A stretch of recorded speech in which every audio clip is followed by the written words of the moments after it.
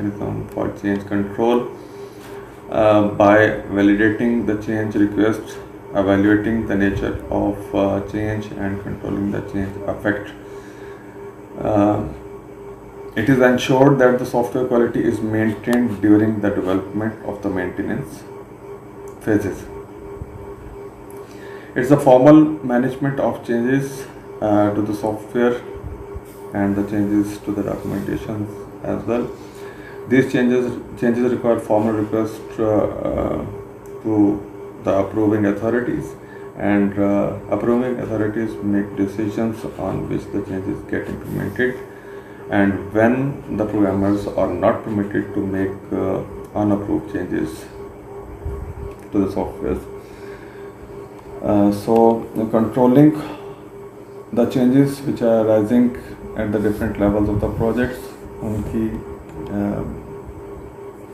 Activity है, और इसके साथ साथ इनका जो इम्पैक्ट है उसको मेजर करना. The changes impact is measured.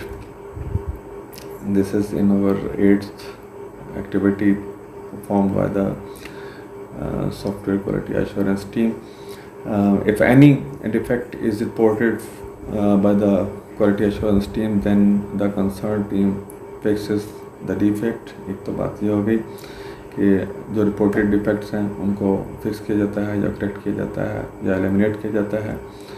After this, the quality assurance team should determine the impact of the change which is brought by this defect fix. तो जो change उसकी specifications में है, जो उसकी transition में है product की, या उसकी requirements में change अगर कोई आती है तो that is also reported. They need to test not only if the change has fixed the defect, but also if the change is compatible with the whole project. तो ना सिर्फ ये कि जो change है उसने उस arising defect को fix किया है, बल्कि overall कि ये इस entire project के साथ compatible भी है to go through this type of the change which we are using to eliminate that particular kind of the defect.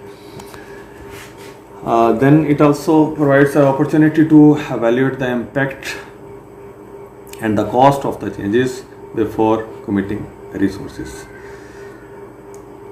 तो हम यहाँ पे cost में जो changes आती हैं project की, I'm not talking about the quality cost here.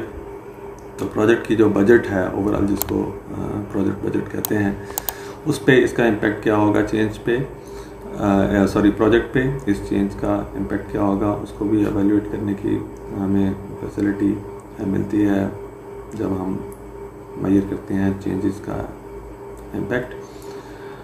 Evaluate effect of proposed changes on the software.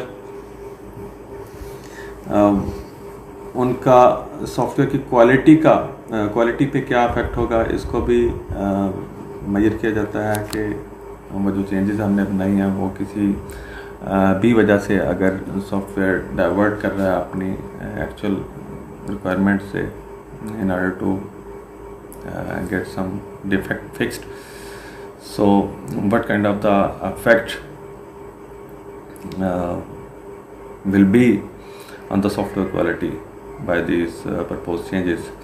For this purpose we use software quality metrics. Normally metrics को use किया जाता है which allows the managers and developer to observe the activities and propose changes from the beginning till the end of the software development life cycle, and initiate corrective actions whatever and whenever it's required. So हम इस impact को major करने के लिए software quality matrix को use करते हैं, जिसके थ्रू हम बेटर वे के साथ इस इम्पैक्ट को देख सकते हैं. that we can keep in view. Ongoing assessment of the software quality. Pardon. Track the quality changes as the system evolves, तो जितना जितना सिस्टम ग्रो करता है, नई रिक्वायरमेंट्स या जो थर्ड पार्टीज़ हैं या आपके जो एक्सटर्नल पार्टीज़ हैं उनकी तरफ से हो सकती हैं, या आपका जो स्ट्रक्चर ऑफ जो सॉफ्ट